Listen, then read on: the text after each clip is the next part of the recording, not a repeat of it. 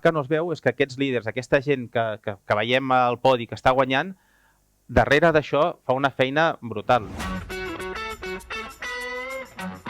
Quan va més enllà de les carreres, com podem assegurar que el lideratge sigui bo per tots els membres de l'equip? Cada membre d'aquest equip juga una part vital.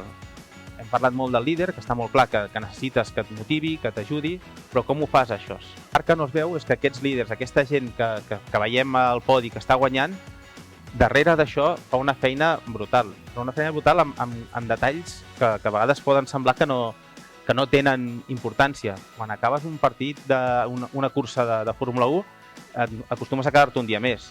Vés a jugar a pàdel amb els teus companys, que siguis una persona propera amb ell. Empresarialment, quin exemple us puc posar?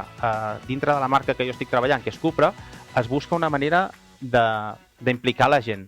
Si un enginyer aporta una nova idea i aquesta idea es patenta, se li dona un percentatge del que surt d'aquesta patent.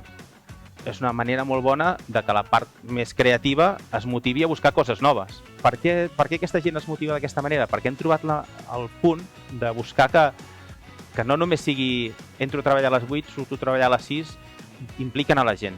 I això crec que dintre del meu grup, dintre de la marca que estic, es fa molt bé. Tant a la part d'enginyeria, tant a la part des de la persona que està treballant a la línia, es busca sempre que hi hagi una implicació.